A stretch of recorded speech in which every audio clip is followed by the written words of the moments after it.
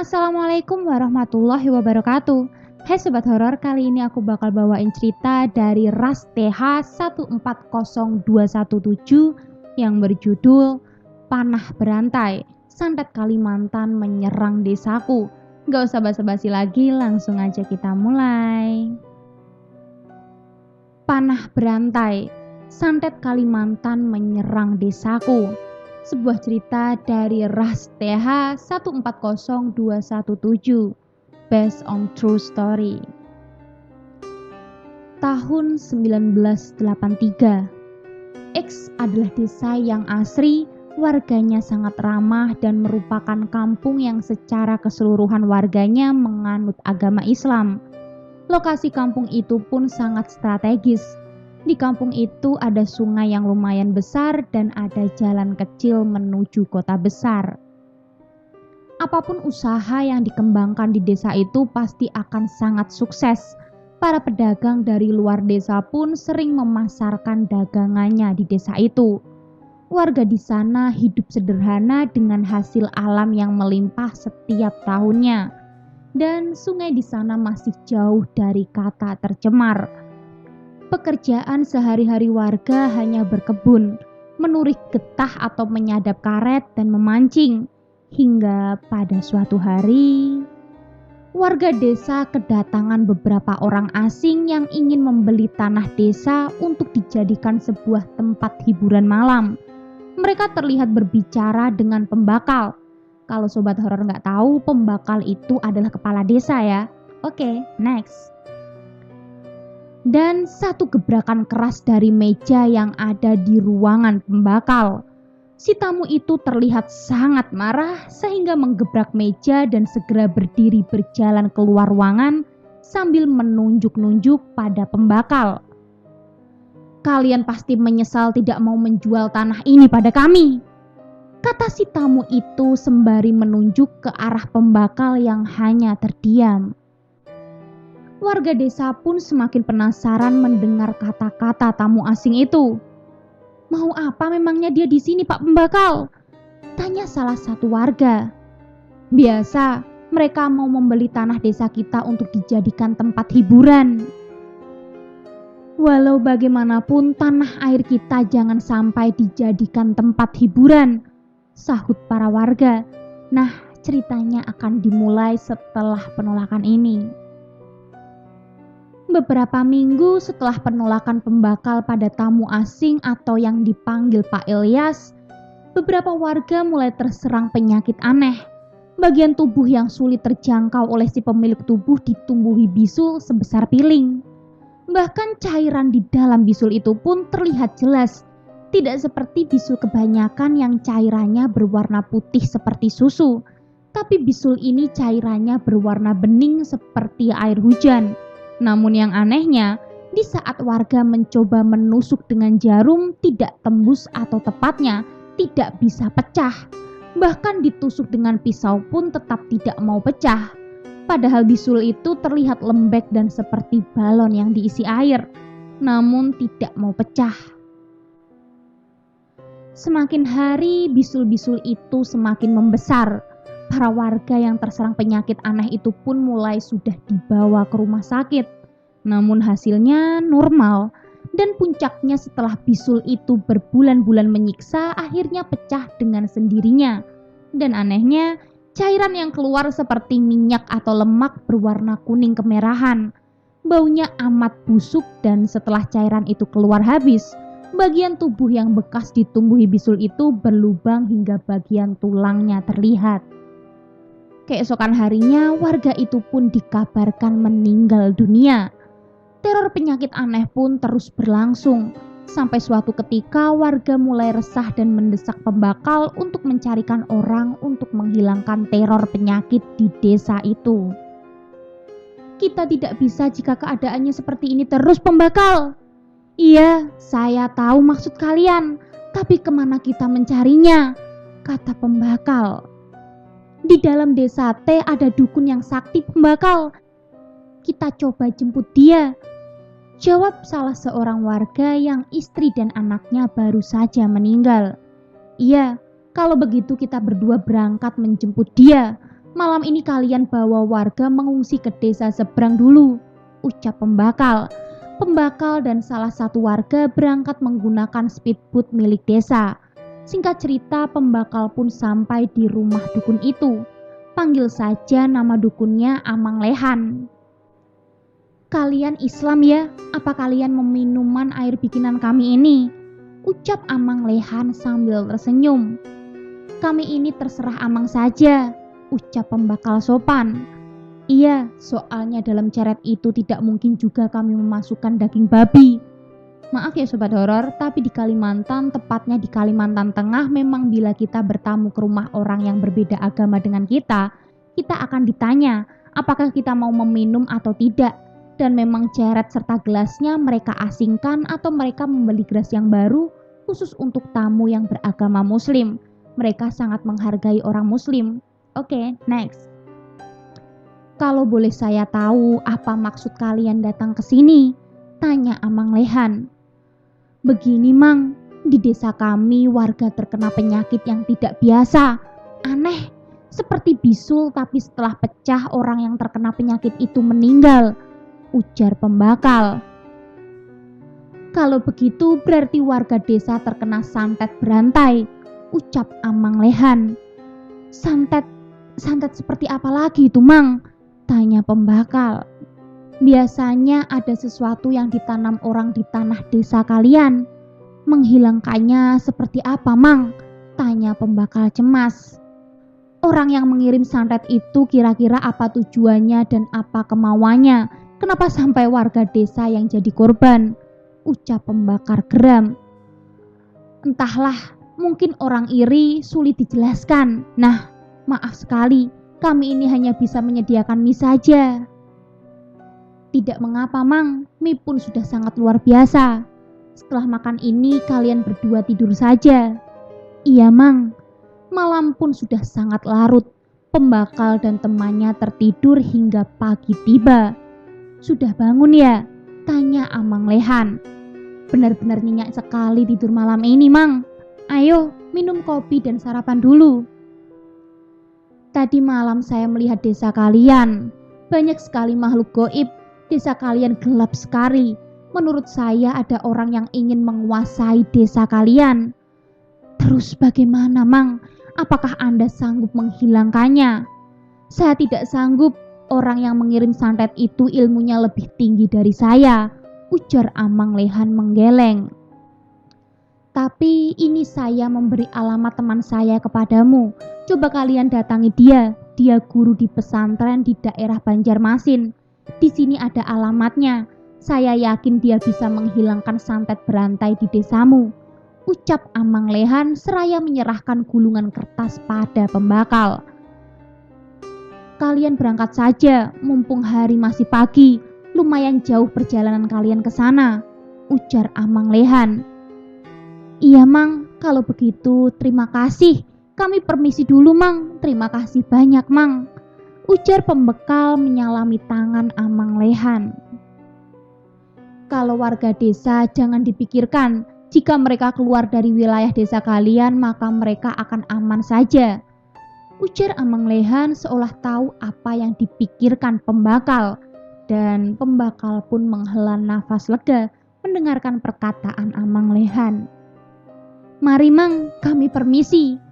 Mereka berdua pun dengan cepat melesat melalui anak sungai dan segera menuju Sungai Barito.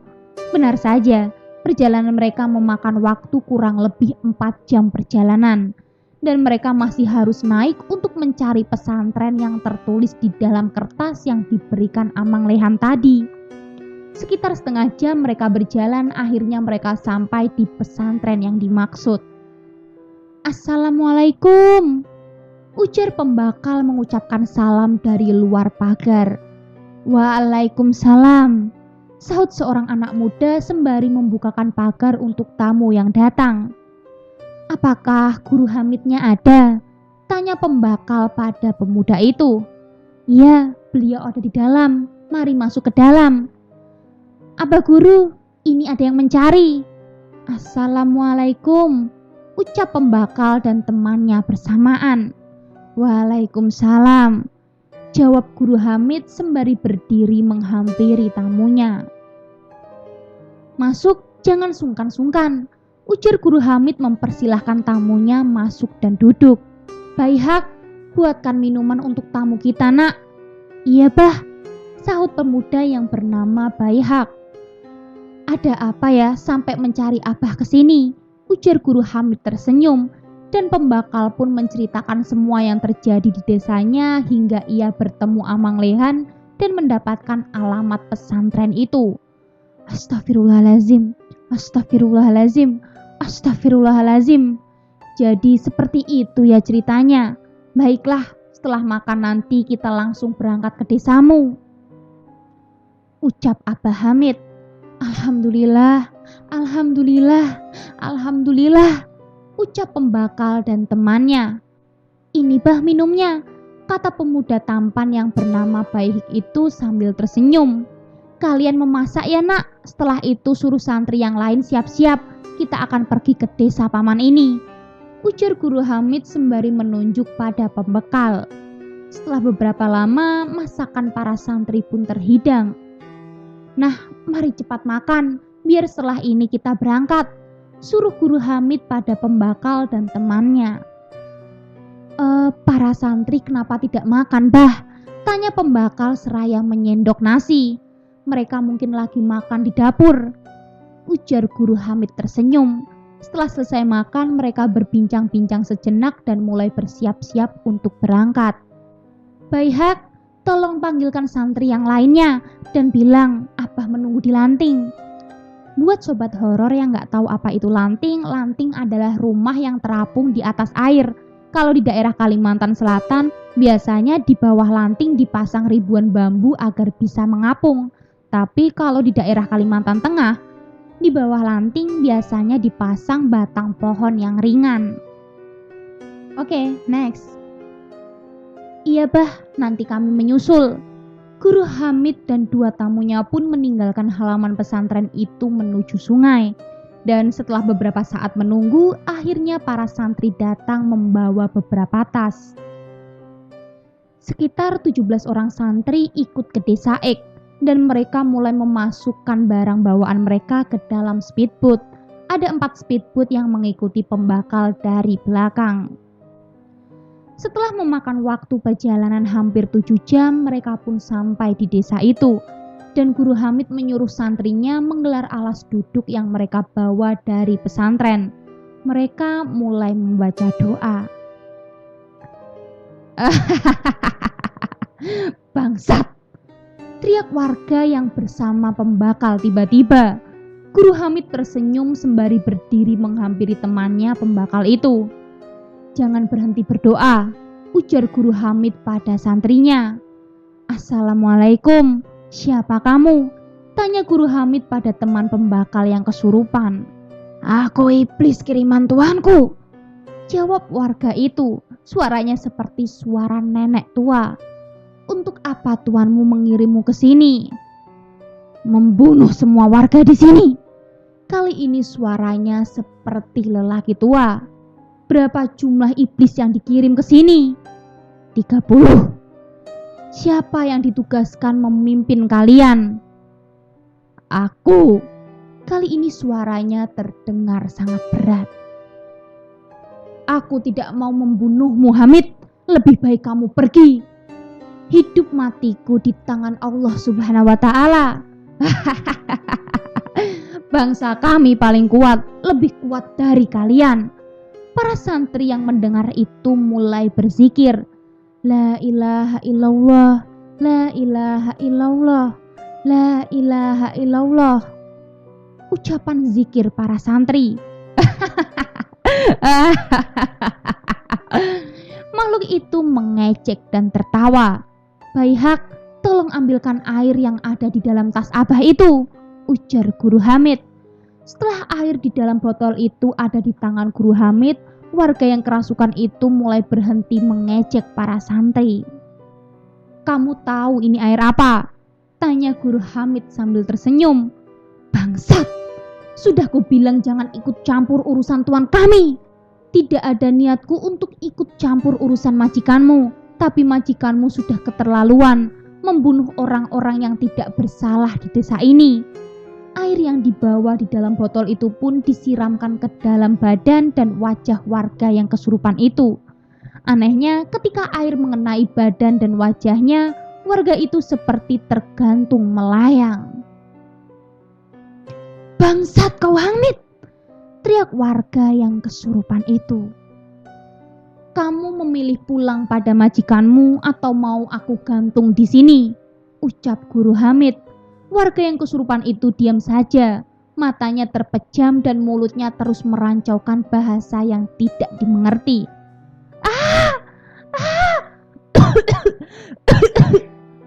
Teriakan para santri dan pembakal yang disertai batuk berdarah. "Sudah kubilang, aku lebih kuat dari siapapun," ujar warga itu tertawa angkuh. "Baca doa yang sudah Abah ajarkan ya nak," ucap Guru Hamid sambil berjalan memutar. "Tidak ada yang lebih kuat melebihi Allah Subhanahu wa Ta'ala." Guru Hamid langsung memukul warga itu dengan daun sawang. Setelah dipukul dengan daun sawang, tiba-tiba warga yang kerasukan itu muntah darah kental dan berbau sangat busuk. Ampuni aku Hamid!" ucap warga yang kerasukan itu merintih. "Siapa nama majikanmu dan apa tujuannya membunuh warga di sini?" "Majikanku namanya Ilyas. Dia ingin mengambil alih tanah di desa ini." Tolong bebaskan aku. Aku rela mengabdi padamu, asal jangan antar aku balik ke wadah majikan," kata warga yang kerasukan itu. "Apa omonganmu itu bisa dipercaya?" ucap Guru Hamid tersenyum. "Aku berjanji, aku tidak akan pernah mengingkarinya." "Bagaimana aku bisa percaya dengan makhluk jahat seperti kamu itu?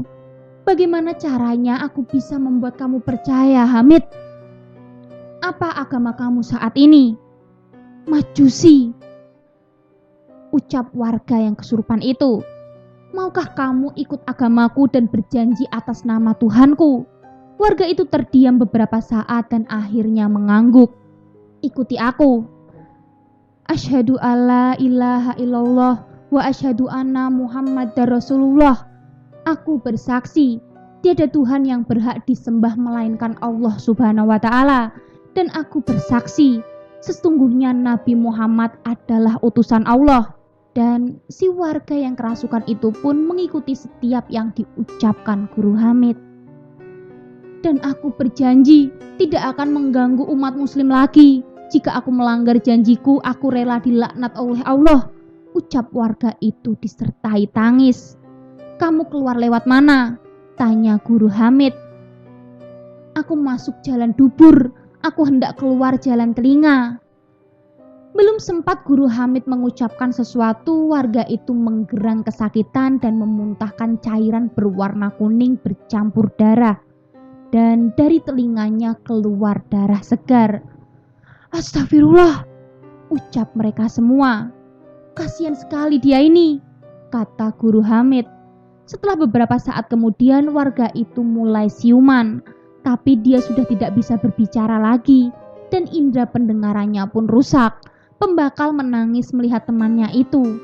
Baru saja istri dan anaknya meninggal, sekarang dia menjadi cacat. Setelah meminumkan air kepada warga itu, Guru Hamid berwudu dan sholat di tengah-tengah lapangan desa itu. Setelah sholat, Guru Hamid berjalan ke arah pohon kariwaya, atau di Jawa itu adalah pohon beringin, dan menggali tanah di bawah pohon beringin itu. Di sana ditemukan sebuah bungkusan kain kafan yang berisi sesuatu. Namun Guru Hamid tidak memperbolehkan orang lain melihat isinya. Setelah didoakan dan disiram dengan air yasin, bungkusan kain kafan itu mengeluarkan bau yang sangat amat busuk sebelum akhirnya terbakar dengan sendirinya. "Alhamdulillah," ucap mereka semua. Konon kata pembakal, santet itu kembali kepada si pengirimnya, dan entah benar atau tidak, kabarnya bahwa Pak Ilyas mati mengenaskan karena terbakar di dalam rumahnya. Selesai. Gimana sobat horor? Seru kan ceritanya? Nggak bisa bayangin satu desa terkena santet semua. Nauzubillah min dzalik ya sobat horor. Kalau gitu tunggu cerita-cerita menarik lainnya dan jangan lupa nyalakan lonceng notifikasinya. Bye.